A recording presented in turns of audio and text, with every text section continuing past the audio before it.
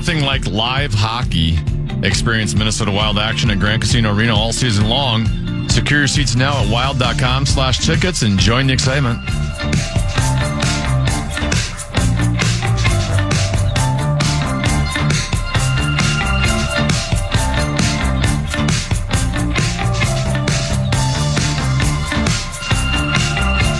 The media tried their best, Tenneby, prior to the game, and particularly after the game.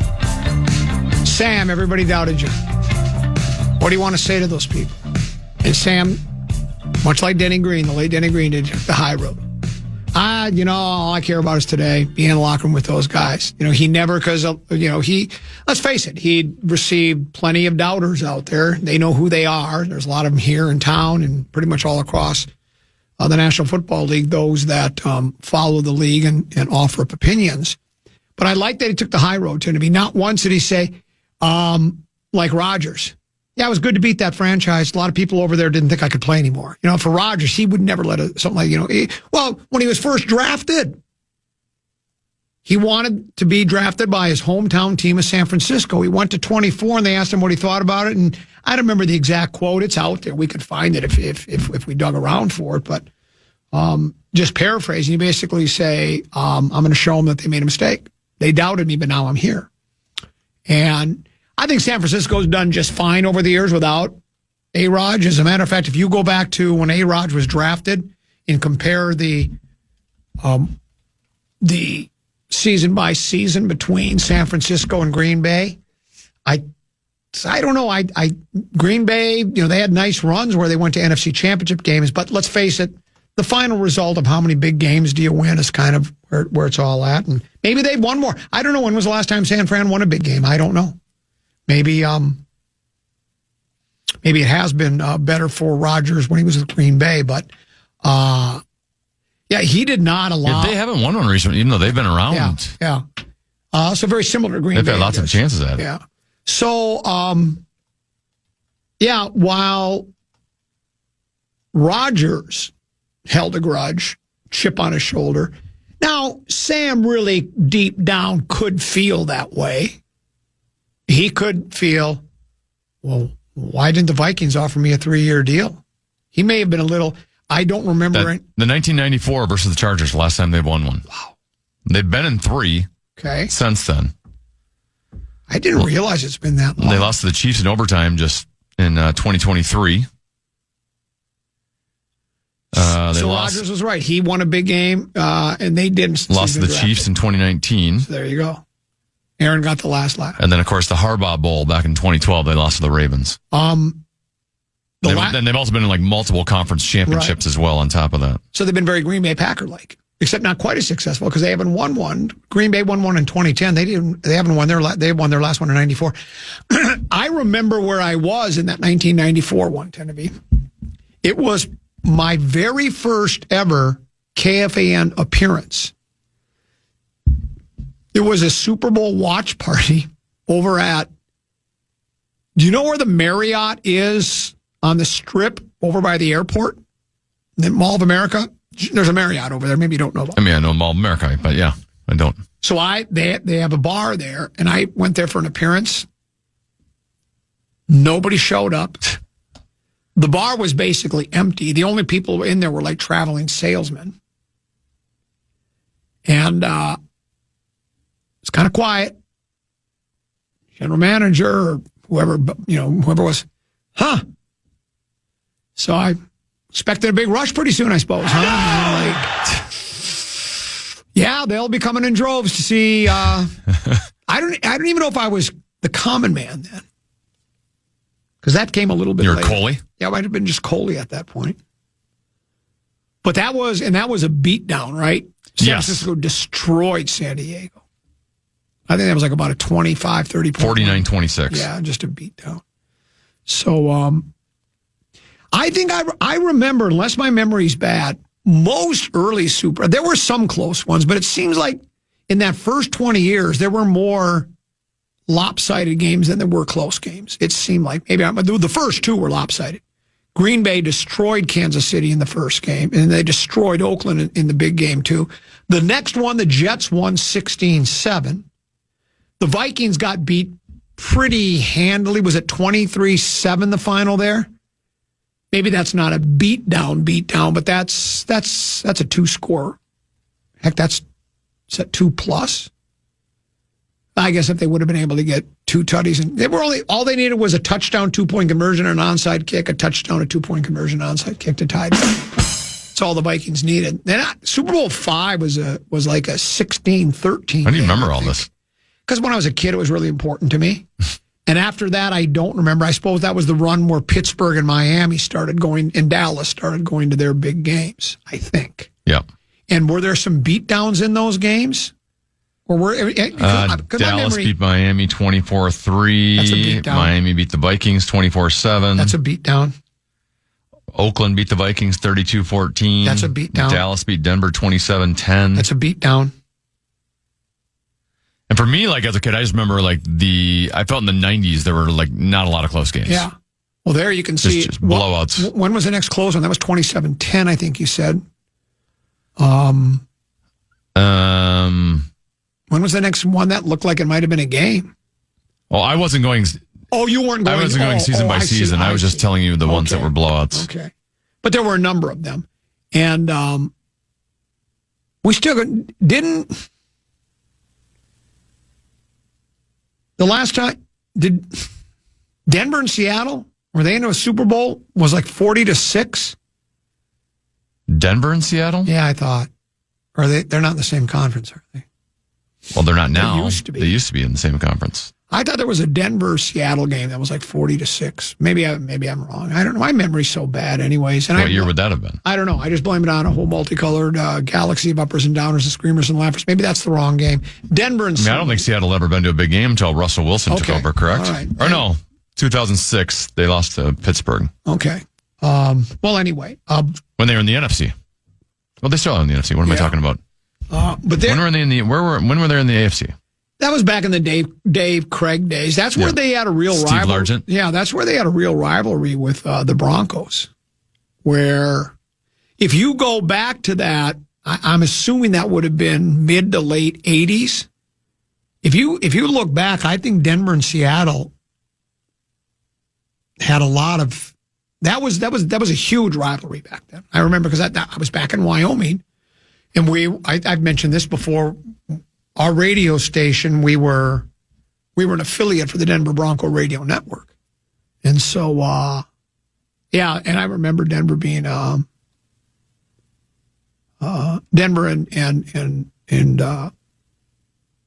Seattle were quite a rivalry and had a lot of really good games. I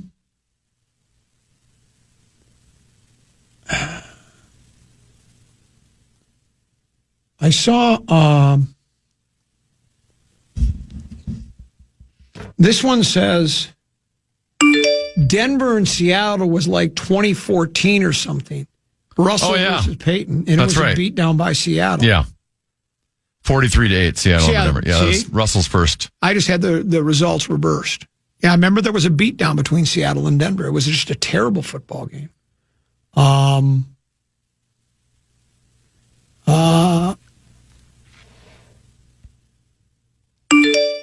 This one says, well, at least that experience of your first KFAN appearance where nobody showed up prepared you well for flop, sweat, and tears. Speaking of that, Saturday night. You talk about doubters, Teneby. You know, I mentioned that Sam Darnold had a lot of doubters. But when he had the opportunity to say, you doubted me, but now I'm here, he didn't. He took the high road. I just want to say I take it game by game, day by day. Just happy to be in the I love these guys in the locker room, and we got more work to do.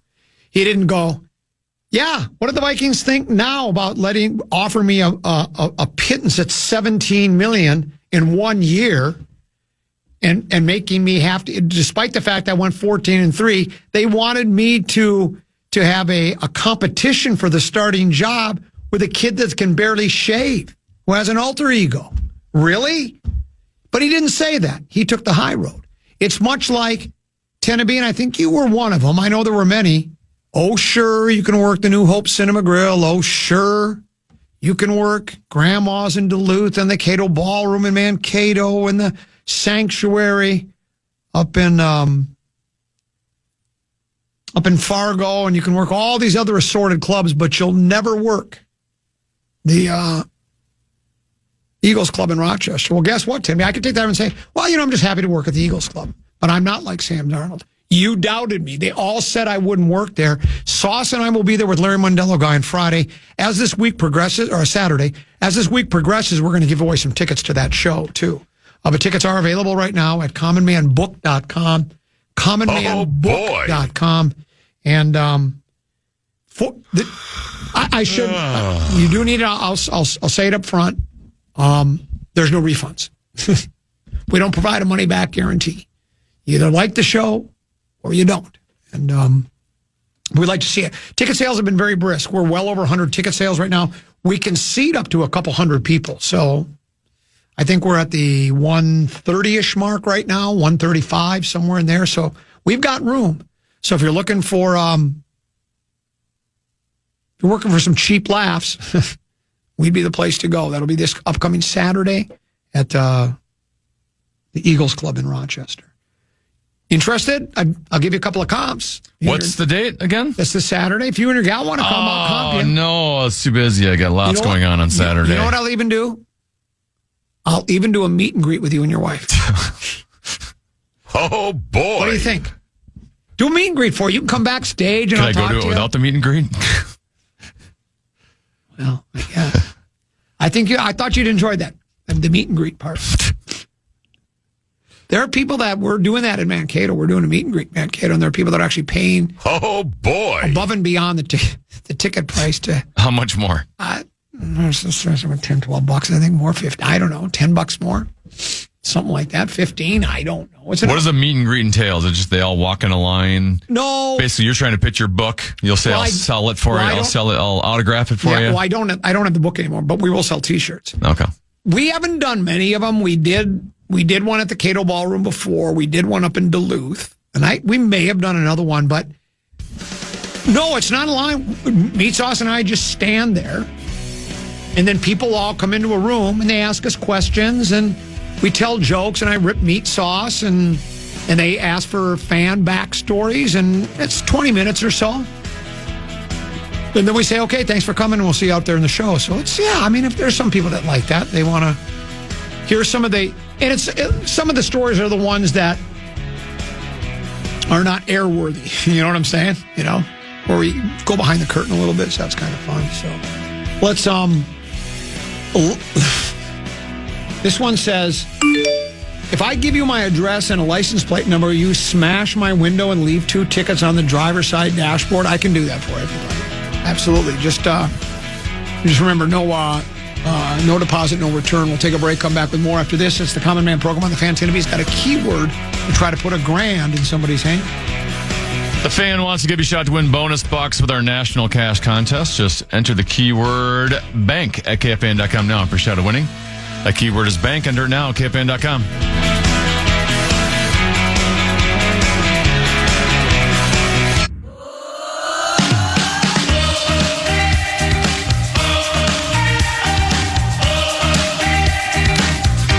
That one teacher who believed in us. Show your gratitude with Thank a Teacher, powered by Donors Choose.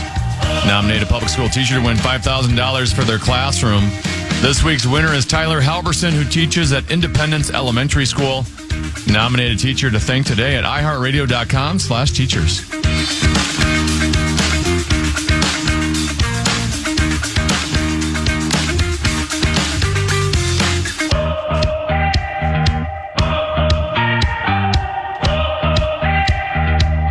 Couple 13-14 pastime comedies tend to be. One other note, a question regarding Sam Darnold and the soon-to-be big game world champion Minnesota Vikings and San Francisco and such. This one says, how come the 49ers don't get any criticism that they let Darnold walk to and beat them in the playoffs? Well, they had an established quarterback, right? Isn't Brock Purdy considered? I mean, he's an established quarterback. He was their franchise quarterback. And Sam had not, the Vikings had watched him go to 14-3. Sam didn't play a snap for San Francisco. He just watched. He was the backup quarterback. He may have done some mop-up duty. I don't know. It's possible he played some, but he didn't play. So how was San Francisco to know? All they knew was what they saw him in the quarterback room and running the scout team. He was just like everybody likes to have a backup with some experience. Hey, Darnold's played in the league. He came highly regarded coming out. Got to have somebody in the back. Well, that's why they're not catching any heat. They had a quarterback. Now, if they didn't have Brock Purdy, if they had, who was the guy they traded all the picks for? And then Trey Lance. So let's say they had Trey Lance and decided to keep going with him. Let's just say instead of Purdy, it was Lance, and they let Darnold go. They'd be catching heat. There's no reason for them to catch heat. As a matter of fact, I have the quotes and I've saved them, and I'm not going to read them again. I can if you want me to. I need to kill some time here. But Darnold, he gave Brock Purdy all the credit for, he said he taught me the quarterback position. Watching him every day in the quarterback room in practice, how he prepped, how he did it, how he never got too low, too high.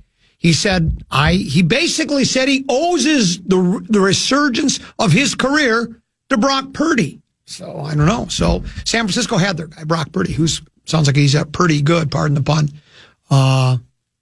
mentor for quarterbacks as well. I had mentioned so the Gophers, I missed the first half. Gophers against Nebraska. Saturday at the barn. I get home, had to run an errand. Get home, turn the game on. Golden Gophers, unranked, upstart, Minnesota, leads number 7 Nebraska. Freddie Hoiberg. We're coming. By 6 at the half. That's why they play 2 halves, tend to be. Nebraska, again, I think anybody that listens to the show knows I'm not an expert at any sport. Basketball, certainly not. They look like they're for real. I mean, well, you're 20-0, so it's not like I'm going out on a limb. But I mean, the way they just changed, at least that's what announcers guys were saying, is the way they came and changed their whole approach in the second half. They started playing with more energy. They started to play with a little bit more purpose. And, of course, the Gophers at home, what happens? They're going to come out because we're going to give them the old college try. It was just a complete and total destruction. They went from trailing by 6 to they win by 20-plus. I mean, it was like a 30, 35-point differential in the second half. That's a good club. That's fun. And, the Hoiberg story is he played for us, as you know, Tennessee. He was what was the final? The women's popped up first. Yeah. They lost by 19, 76-57. So 25-point difference in from the second half was 46-21. Yeah.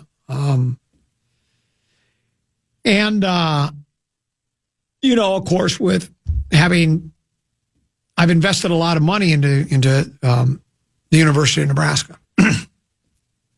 4-year education for Deuce. So you're a donor. I'm a donor, and I feel like that's one of my clubs. I got my Gophers. I got because you think Nebraska costs a lot. Why don't you try the? So I'm a fan of and I'm also a fan of Nebraska. The Hoiberg story is nice. What I'd forgotten, I think Chip did the piece. Chip Scoggins, esteemed columnist, Fish Wrap Factory, West Side. We text and talk more than most people know. Frequent guest of the Common Man. We should have him on again sometime. I think I brought that up a couple of weeks ago. I don't know when you want to do it. You can think about it or we don't, whatever. But I think I asked him last time he said it, and he was busy the day I asked him for. Okay. So one of these days, I'd like to have Chip in because here's what I'll tell you. He does a really good job. But he wrote a nice piece. I think it was Chip that wrote the piece on Hoiberg. And you talk about showing patience, Tennessee. His record in the first 3 years at Nebraska, I should pull the story up. They were patient. A lot of schools wouldn't go 3 years without seeing some type of results, and there weren't many. Let me find this. You can go ahead and give me the. Here it is. It is Chip's story.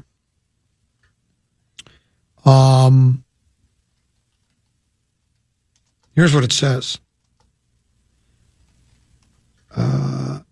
Hoiberg's first 3 seasons in Lincoln produced a 24-67 record. 24-67. I don't think there's another university in the country that would put up with a record like that. And now they are 20-0. He says, Hoiberg says, I'm thankful. I always felt like I was the right guy for this job.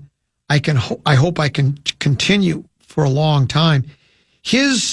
I think his parents went there, is what it said in this story. His parents went to Nebraska. Both of his parents went to Nebraska. His grandfather, Jerry Bush. So both of his parents went to Nebraska. His grandfather, Jerry Bush, coached the Huskers basketball team from 1954 to 1963.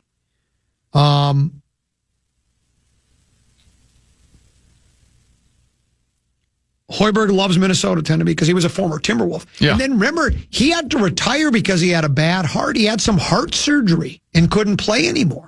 And he's a young man, if you'll remember that. He said, Minnesota's a special place to me. The one place of stability for my kids and my family was our lake house. Hoiberg bought the lake home and a membership at Hazeltine National Golf Club. And if I've ever told you how much I like Hoiberg, how much he really means to me. And I would, if he'd like to, I'd like to get to know him a little bit better. It's not often you get someone with a combination of elite coach and elite person. Yes. I mean, just the perfect human being. And, I really would I think he looks lonely, and I'd like to get to know him a little bit. And so, if I always love maybe that we one. could play a round or two, or a couple 13-14 at Hazeltine National. So, yeah, he says after he bought the lake home and the membership at Hazeltine about the same time in 2005, he goes, then 2 weeks later, I found out I was going to have open heart surgery. I recovered up at that lake house. That's where I recovered from my procedure. The surgery to repair an aortic root aneurysm ended his playing career. He veered down a different path in coaching with stints in the NBA and college. He said, you start moving all around. The one place that we created so many memories as a family was up north. And then he went through the 24-67 season, and now they're sitting at 20-0, best start in program history, ranked number 7 nationally. That's the highest ranking in program history. Here's what they were down 36-30. His son, Sam, is the starting guard for the club.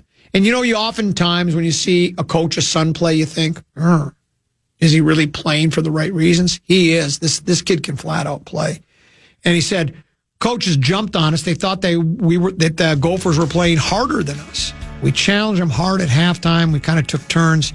Championship teams respond the right way. The Huskers tweaked their defensive strategy, found a rhythm offensively to turn an 8-point deficit early in the second half into a blowout. Hoiberg's team is legit. They have veteran experience, a balanced lineup, and an offensive system that is difficult to defend. So, yeah, it's a feel-good story, and there's the Minnesota connection. Well, and I'm looking at the history of Nebraska basketball. Yep. They've never advanced past the first round of the NCAA tournament. Correct. They've made 8 appearances, have never advanced once past the first round. So Hoiberg is not exactly the program he's taken over is literally one of the worst in the history of college basketball. Yes, correct. So there you go. They're the only power conference school to never win a tournament game. That's about to change, I think, Tennessee. Well, but that's why they play the games. It's March Madness. There are Cinderella stories about Cinderella kids and coaches and pumpkins and the whole thing. We'll break. We'll come back. One more segment to go here on the Common Man program on The Fan.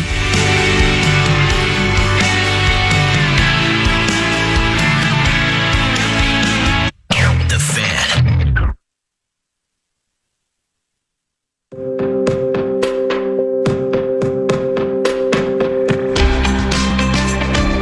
Never miss your chance to know what the latest sports news is in town, chances to win tickets, and knowing what is going on with all your favorite KFAN shows. Follow KFAN 1003 on all of our social channels like Instagram, TikTok, and X now. Stay connected and follow the sports leader, KFAN.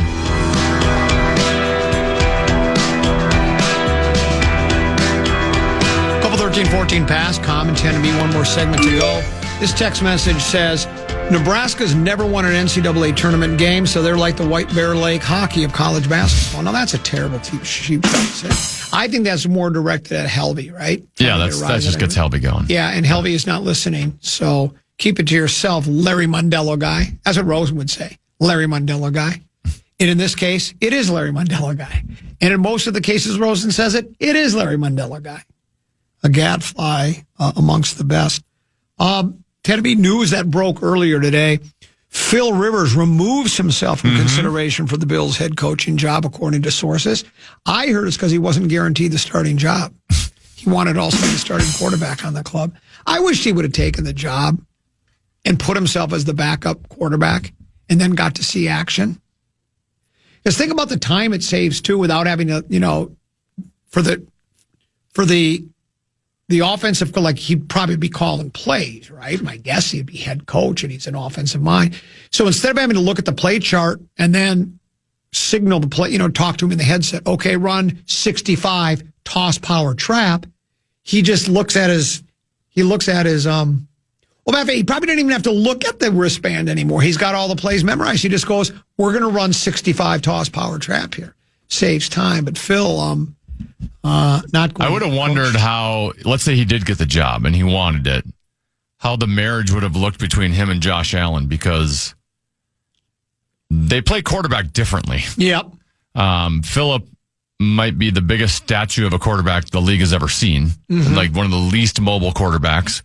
So he just sits in the pocket and dissects things, whereas Josh Allen, probably a top 10 running quarterback in the history of the National Football League. He's really unlike anyone else. Maybe Jalen Hurts is a little bit comparable, but a guy who's just huge at the position and is great in short yard situations. So you would think you would have a different game. Would Phillip Rivers design game plans that fit the way he used to play quarterback as opposed to fitting to what Josh Allen would do best?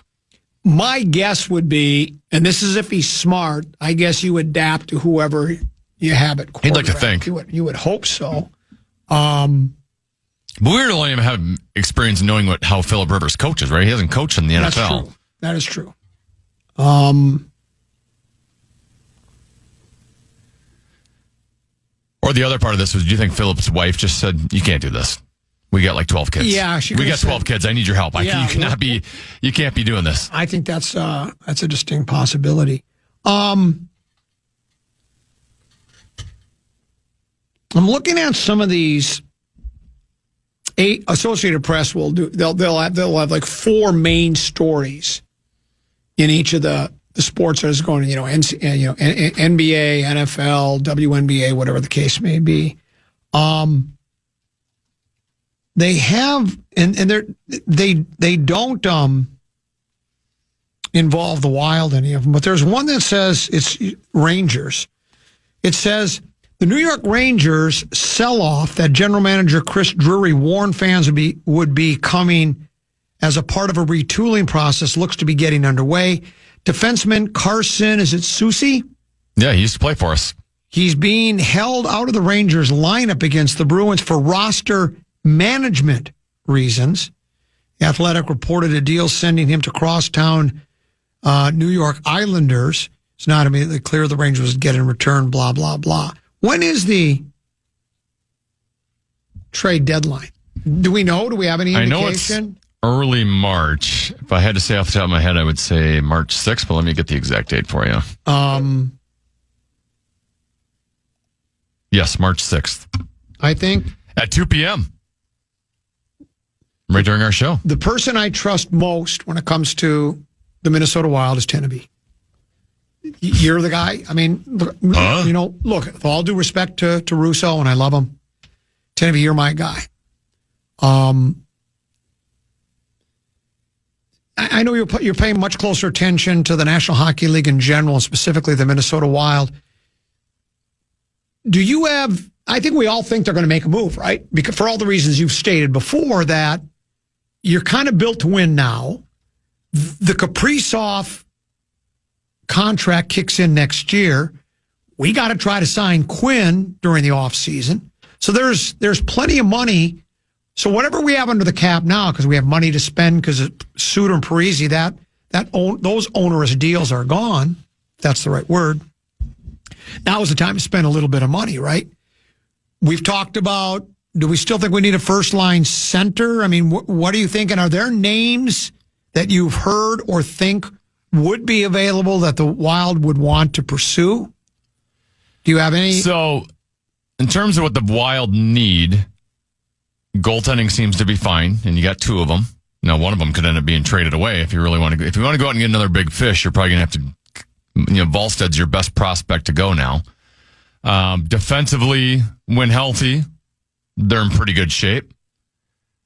So you're still looking at adding at the forward position. You could still add 1, maybe even 2 guys.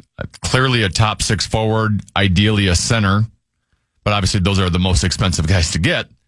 So they cost the most. But even if you just don't want to go that route, face-off penalty killing, they still have one of the worst penalty kills in hockey, and that seems to be something that, come playoff time, we've had series against the Dallas Stars before where their power play takes us apart. So, you mentioned the Rangers. There's been kind of 2 names that have been floated on the New York Rangers because they're having an awful season. One would be Artemi Panarin, who is not going to fill your center void. He's not going to fill your penalty kill void, so you'd still have to get someone else other than him. But he could play in your top 6. He's Russian. Him and Kaprizov are good friends. He's getting up there in age a little bit, but is still, an over a point per game type player. He's still he's not great defensively, but still he's a great offensive player. The other guy that might be a better fit off the Rangers would be Vincent Trocheck. What about Panarin? What can you tell me about him? I just talked about him. Oh, you did? Oh, Yep. I'm sorry, I wasn't listening. Wait. Because I was actually just reading about him now as you were talking. Literally just, yeah. Well, because I wanted to act like I was smart. I was going to throw a name in there. So while I was busy digging for it, you were talking. When do we know his name is Panarin? Could it not be Panarin? It might be. Panarin. Is it Artemi? Artemi Panarin. Yeah. Now, he signed an $81.5 million contract in 2019. He's set to be a free agent. Yeah, so he's a rental. Yeah. So that's why he counts $11.6 million against the cap and has a full no movement clause, which allows him to control where he goes, too, right? Yeah, you might need the Rangers to keep some of that money, but it's prorated. Come trade deadline, it's prorated, so you're not spending that much money on them.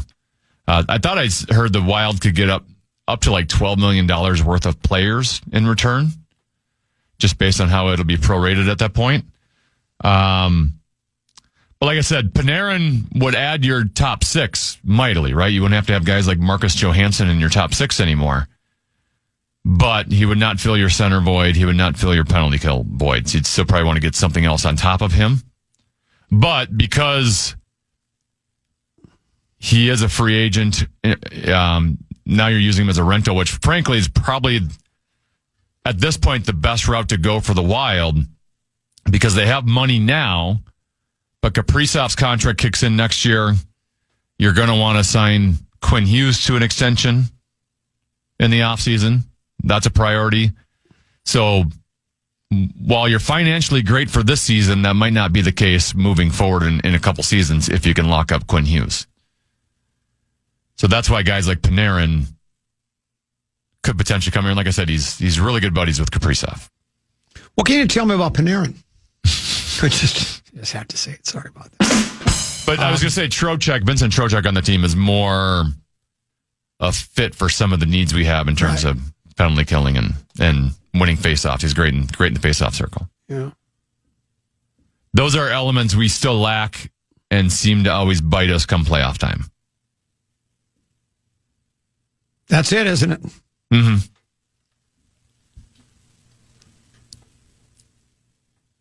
I just hope we, I got to admit, I've done the old get back to the Western Conference Finals and get back to me. I just like to see him get out of the first round, to be honest with you. It's been so long, 03, 04, right? I think Wild fans are with you. Yeah. Just get out of the first round. But then it hasn't been 03, 04. What was it? It's been like a decade, 10, 12 years.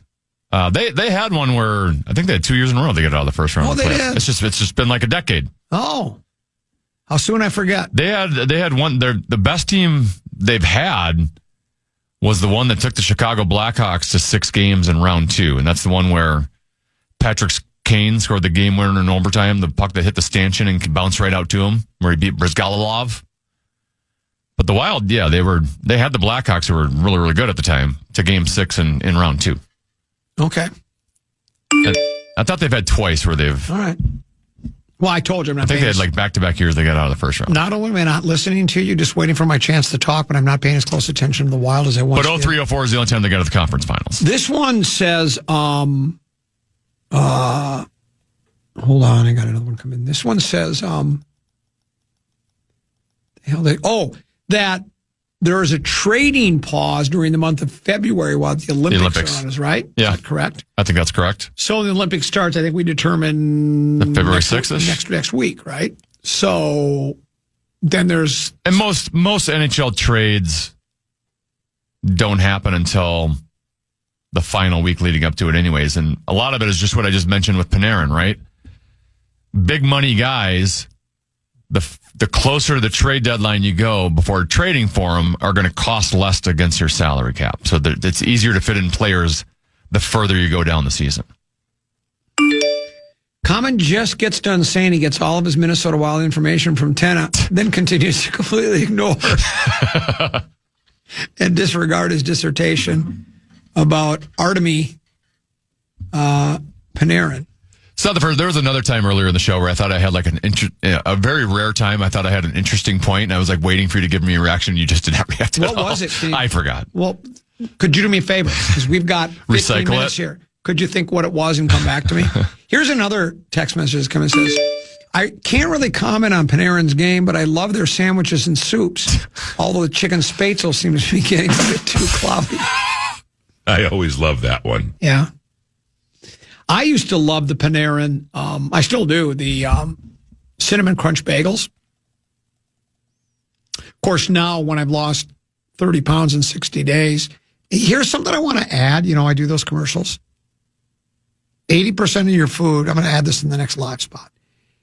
The theory, the working theory at mnweightloss.com is 80% of your food is for purpose, 20 is for pleasure. So when I have that 20% pleasure, I can have myself a Panera Cinnamon Crunch Bagel. Did I tell you this? So I think when Panera first came to town, they were like as big as one of those little spare tires that you put in the trunk of your car. And then after they were around for about a year, I think they got a little smaller. Oh, yeah. Not a lot, but a little bit. And you start going in, because I was looking and go, well, this isn't as big as it used to be. So then you think if you sell 1 billion Cinnamon Crunch Bagels in a year, and you got, like, let's say a quarter less ingredients, that's a lot of money you're saving. Now, I don't know if they did that. You can say that's a conspiracy theory. There goes the Panera endorsement. I always love when you buy like a big bag of chips and literally like half of that bag is air. Yeah, yeah. Well, they do have a weight. They have the weight on them, but you're right. This one says, Tenneby, do you like the prospect of getting Crosby? I know people would be excited about that, but I can't just see where he'd fit. I always love that one. Also, I think he'd start as the 13th forward, and he'd have to work his way into the lineup. I always love. There's a couple bits going on there. Which one was that one? I think it's making fun of the Shohei Ohtani, right? Posture statement, and then because of the fit, and then the 13th forward thing. That was Kevin Fallness talking about Jack Eichel, who right now is like Vegas's number one center, and he basically is like, I don't want him here because where would he even play? He'd have to start off as like the 13th guy. Like, what? No, it's Jack Eichel. But that was at the time, Jack was playing for the Buffalo Sabres, who were an awful franchise. So there was a little bit more negative narrative around him, even though it probably wasn't very deserving. Funny, he went to a winning organization and is playing just fine. I have another question for you. What can you tell me about Jack Eichel? Sorry, I just had to do it. I always love that one. Here, I like this one too. Did you know that Panarin's nickname is Bread? It is. Is it really? Yeah. No, I thought he was just saying that as a joke. No, it seriously is. So Larry Mondello guy wasn't the first guy to come up with the Panera joke, apparently. Because I thought I should have known Larry Mondello guy didn't come up with that on his own. Here's another one. I think if the Wild shot more, they would score more goals, particularly during the power play. Well, I always love that one. No, they went 2 for 6 the other night on the power play. Shoot.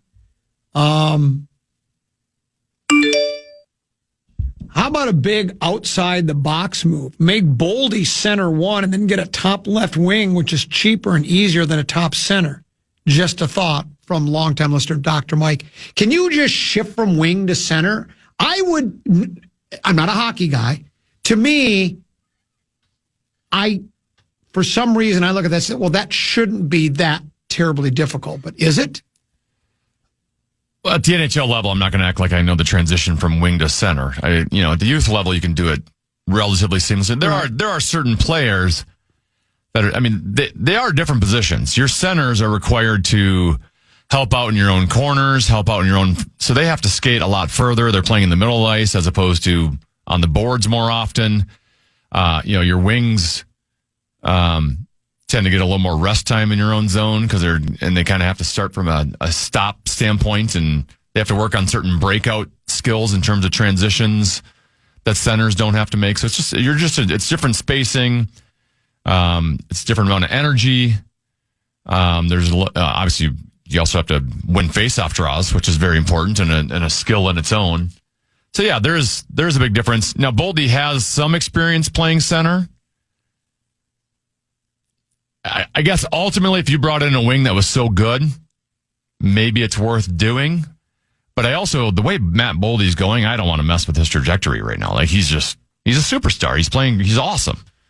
And so I don't know why you'd want to mess with that given he's going so well at where he is. An idea just popped into my head. What about moving Boldy to center?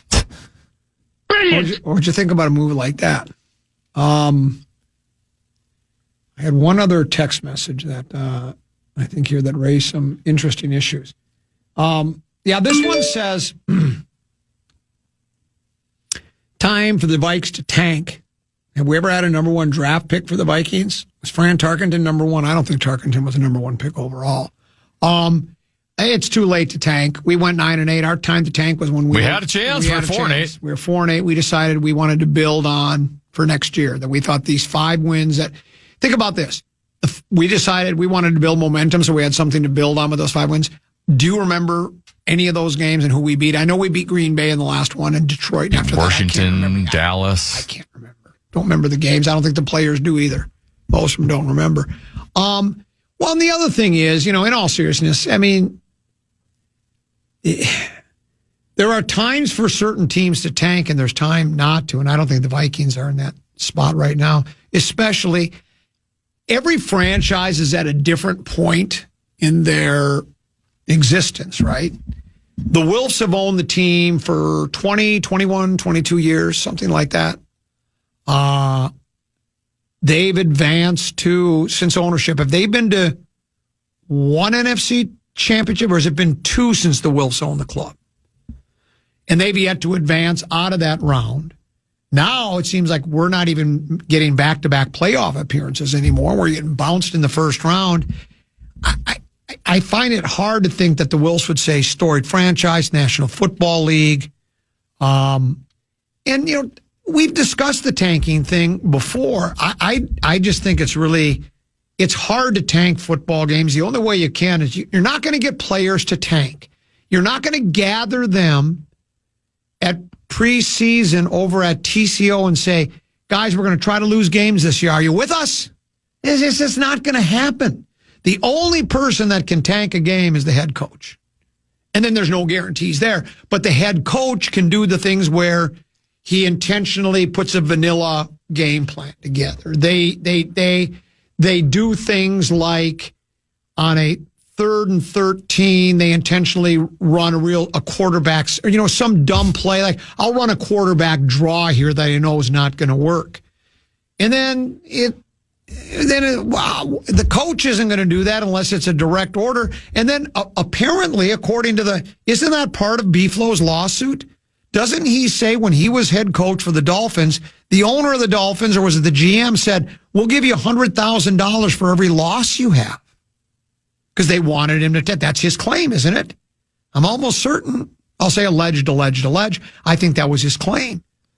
Well, so even that is difficult to do. So you can only, I think the only time when you talk about tanking is when I really thought the Vikings, And to me, it's what's that phrase we use? It's a passive tank where, no, you're not telling your quarterback to throw an interception. You're not doing that, but you just decide, play some younger guys, vanilla the game up a little bit, and the guys are going to try to win. If we win, your knee's not doing very well. Let's sit you out another week. Exactly. That's how you do those games like that. Like the Green Bay did the last week of the regular season. Exactly. That's how you do it. That's how you do it.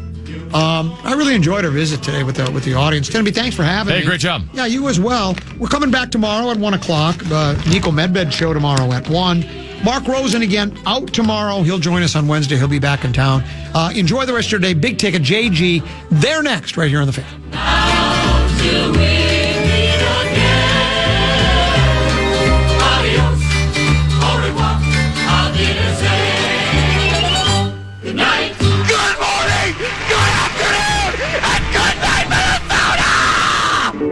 Good night, folks, and good night, Mrs. Calabash, wherever you are.